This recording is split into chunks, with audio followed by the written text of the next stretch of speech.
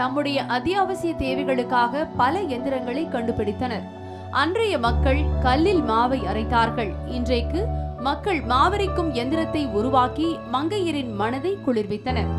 தென்னிந்தியாவின் மான்செஸ்டர் என போற்றப்படும் கோவையில் தமிழகத்தில் உள்ள மொத்த தொழில் நிறுவனங்களில் 22% தொழில் நிறுவனங்கள் செயல்படுவதுடன் சுமார் 50,000 தொழில் நிறுவனங்களும் 350 நூற்பாலைகளும் இயங்குகின்றன. 1,00,000க்கும் மேற்பட்ட தொழிலாளர்கள் பணியாற்றி பயன்பெற்றும் வருகிறார்கள்.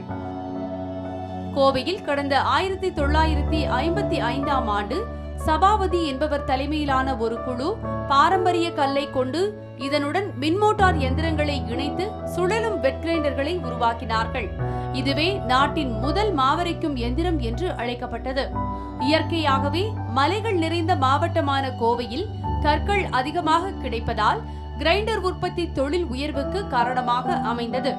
இந்தியாவில் உற்பத்தியாகும் 20 லட்சம் வெட் கிரைண்டர்களில் 70% உற்பத்தியாவதால் வெட் கிரைண்டருக்கான புவிசார் குறியீடு கோவைக்கு வழங்கப்பட்டுள்ளது.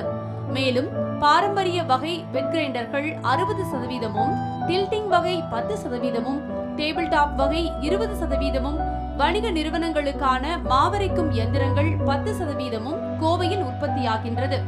இது தவிர காய்கறிகள் வெட்ட, காய்கறி நறுக்க, தேங்காய் துருவ என பலவிதமான கருவிகளும் தயாரிக்கப்பட்டு வருகின்றது. மேலும் கடல் தாண்டி அமெரிக்கா, இங்கிலாந்து, மலேசியா, சிங்கப்பூர், வளைகுடா நாடுகளுக்கு ஏற்றுமதியாகி சர்வதேச அளவில் பெரும் மதிப்பு பெற்று வருவதாகவும், இது தவிர பவுண்டரிகள், கடைசல் எந்திர தொழிற்சாலைகள், எலக்ட்ரோ பிளேட்டிங் தொழிற்கூடங்கள் என வெட் கிரைண்டர் தயாரிப்புக்கு உறுதுணையாக அமைந்துள்ளதாக தொழில் நிறுவனர்கள் கூறுகிறார்கள். மொத்த உற்பத்தியில் தென் மாநிலங்கள் அதிக மார்க்கெட்டை பெற்றிருக்கிறது. கிட்டத்தட்ட 80 விழுக்காடு தென் மாநிலங்கள் தான் இந்த விற்பனை செய்யப்படுகிறது. இந்த வெட் கிரைண்டர் என்ற ப்ராடக்ட் மீதி 20% மற்ற மாநிலங்களிலும் USA, UK, Malaysia, Singapore, Gulf கண்ட்ரிலும் ஏற்றுமதி செய்யப்பட்டு வருகிறது. இந்த நம்ம கோயம்புத்தூரில் இந்த ப்ராடக்ட்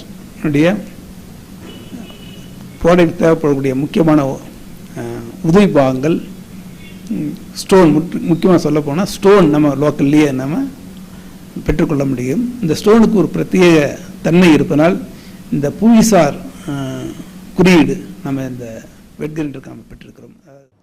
மானுட வாழ்க்கையில் மகத்தான பயன்பாடுகளை தரும் எந்திர உற்பத்தி தொழில்கள் உயரட்டும். தொழில் வளர்ச்சியினால் நம் நாடு தொன்மை பெறட்டும்.